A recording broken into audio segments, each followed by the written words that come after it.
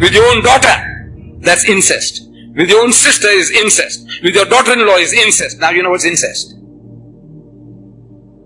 He says, incest. He says here the dark stain on our society, on American societies. 13%, 13 out of every 100 white people, American Christians, they commit incest with their own daughters. They sleep with their own daughters, using them as wives, their own daughters. There's no backward nation on earth who does that. He's saying, he's crying. And in this book, he's giving us that in the Holy Bible, there are 10 cases of incest. In this holy book. As if this is the textbook on incest. If you want to know what type of incest you can do, get this book. It will tell you 10 different cases of incest. Father cohabiting with his daughters is here. Son with his mother is here. Father-in-law with his daughter-in-law is here. Brothers and sisters are here. In this holy book. But they want to push this down your throat. He said, you're going to go to hell with this Quran. You say, you haven't got it. You must put this book away and take this now. He'll teach you 10 different types of incest. He'll teach you. This Quran can't. Wallah, it can't. There is not a single case of incest in this book to tell you, you can do this and that and that and that. There's nothing here. But they're telling you, get rid of this book. Get this and it'll take you to heaven. And it'll take you to hell here and hell in the hereafter. Both. Jahannam both ways. Here, you'll be in hell. 8% of the whites of South Africa, they commit incest with their own daughters. 8%. That's what they tell us. Maybe more, but they tell us 8% of the white people in South Africa, Christians, they're committing incest with their own daughters. Americans, 13% they commit incest with their own daughters. And that nation is worried about you, want to take you to heaven. They are in hell now, and they want to take you to heaven.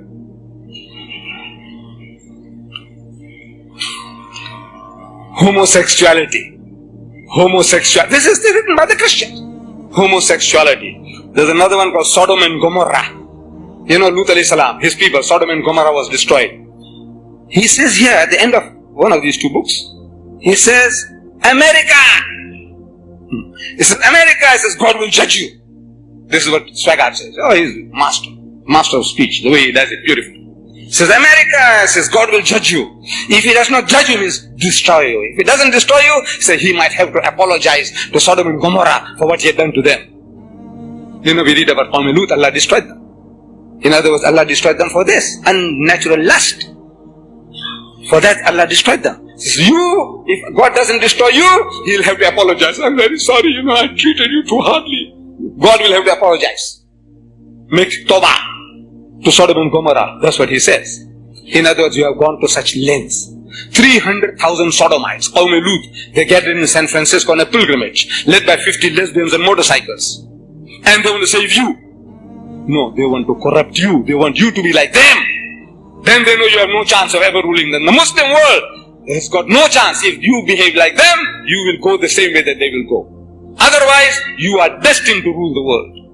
Allah is telling us in the Quran, He's given you a deen, He said, لِيُزَهِرَهُ عَلَى الدِّينِ كُلِّهِ. A deen that is to master, overcome and supersede them all. Kulli. Whether it be Hinduism, Buddhism, Christianism, Communism, every ism, Islam is destined to master them all. So, وَكَفَى بِاللَّهِ شَهِيدًا. And enough is Allah as a witness to this fact that is going to make His deen to prevail with you or without you. This is the destiny. How to undo that destiny? Very easy. Come and corrupt you. You want to teach you. You people don't know how to dance. See, look at every Christian nation. In Africa, they shake their bums, just like the white man. Same, worse. Striptease, they do striptease. You know that? Christian nations. They want you to do the same. What is this clothing you're wearing? This Africa, you must be lightly dressed. See, in South Africa, they're wearing skins. Now they don't wear skins, they wear bikinis. There's tangas. I think you see some of them here. Tangas, G-strings. Just a G-string is enough for them. That's right. Even that is not necessary. For your climate. Look, the humidity, I had to take off my jacket. Yeah, they want to destroy. So this guy, Thomas Carlyle, he says he's doing justice to the Holy Prophet Muhammad, and he did some justice. Because there was no fear. And he says, the word of such a man. He says, to the Arab nation, it was as a birth from darkness into light. This book of God, this Quran, this Wahi, this revelation, this message that Muhammad brought, it is as a birth from darkness into light. This Arabia first became alive by means of it. A poor shepherd people, roaming unnoticed in its desert since the creation of the world. Nobody gave them a second look, those barbarians, the Arabs. Nobody gave them a second look. Alexander the Great, if you read history, he passed them by. Rubbish. He'll say, I know these Arabs are rubbish. Nobody's interested in that. The Persians passed them by. The Romans passed them by. Every nation just passing them by. Rubbish, human rubbish. Liability, anybody will take them up, it will be a liability. This is a poor shepherd people, roaming unnoticed in his desert since the creation of the world. See, the unnoticed becomes world notable. The small has grown world great within 1 century afterwards. Arabia is at Granada on this hand, at Delhi on that. Glancing in valor and splendor and the light of genius, Arabia shines over a great section of the world. Belief is great. Belief, Iman, Yaqeen is great. Life-giving. The history of a nation becomes fruitful, soul elevating, great, so soon as it believes. Is it not as if a spark had fallen? One spark on a world of what seemed black unnoticeable sand. But lo, the sand proves explosive powder, blazes heaven high from Delhi to Granada. This is what Muhammad's teaching did. I'm asking, who bribed Kalai?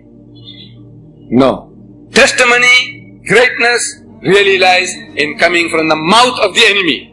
What the enemy has to say, we can say good things about our hero. Great things, exaggerations we can. Everybody can. But when it comes from the opposition, it's the opposition, what he's telling you, confirming what Allah says, وَإِنَّكَ لَعَلَىٰ خُلُقٍ عَظِيمٍ. So most certainly thou, Muhammad, standest on the highest pinnacle of behavior.